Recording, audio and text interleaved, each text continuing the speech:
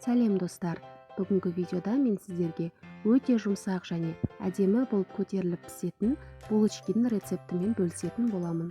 Ең алдымен менің каналыма тіркеліп, жанындағы қоңырауша белгісін баса кетіңіз. Ұнымызға тұзымызды, дрожжымызды салып араластырып аламыз. Келесі кезекте разрыхлителіміз бен шекерімізді салып, тағы да бір араластырып аламыз. Содан соң 2 дана жұмыртқамызды, сұйық майымызды және жылы сүтімізді құйып, жұмсақ қамыр елейміз.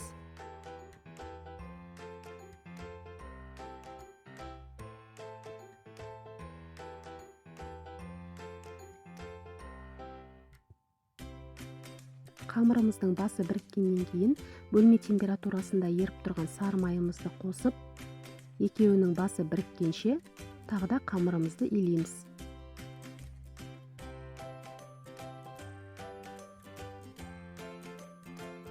Сары майымыз бен қамырымыздың басы бірікті. Енді бетіне салафан жауып, қақпағын жауып, көтерілгенше 1-1,5 сағатқа қойып қоямыз.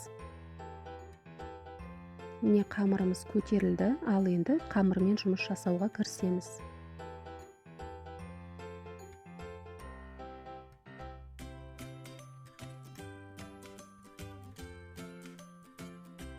Ең алдымен қамырымызды шағын бөлшектерге бөліп, шарик етіп дайындап аламыз.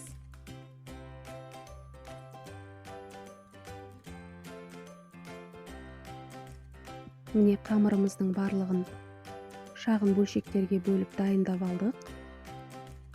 Ал енді табағымызға май жағып, булочкаларымыздың арасын ашып қоямыз да, бетіне салафанмен шүберегімізді жауып, тағы да көтерілгенше 30 минутқа қойып қоямыз. Ал енді начинка салып, булочки жасайтын боламын.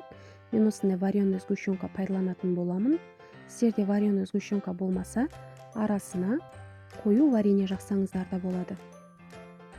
Міне қамырымызды жайып, бас жағын пышақтың көмегімен тіліп, төменгі жағына варенка сгущенканы жағып, осылай форма жасадым.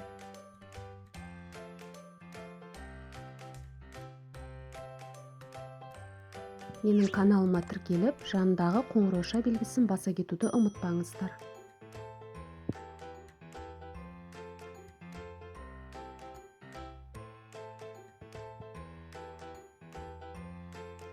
Булочкаларымыз қызарып, әдемі болып, жұмсақ болып пісу үшін бетіне жұмыртқамен кішкене сүтімізді араластырып, булочкаларымыздың бетіне жағып шығамыз.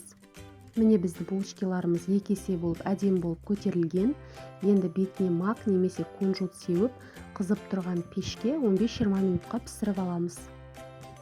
Достар, менің рецептім ұнаса, лайк баса кетіңіздер, және де менің рецептім бойынша пісіріп көріңіздер.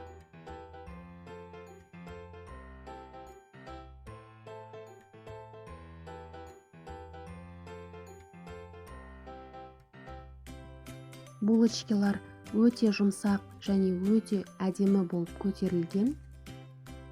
Менің рецептім бойынша жасап көріңіздер. Сіздерге сөзсіз ұнауы тиіс. Және де менің каналыма тіркеліп, жанындағы қоңырауша белгісін баса кетуді ұмытпаңыздар.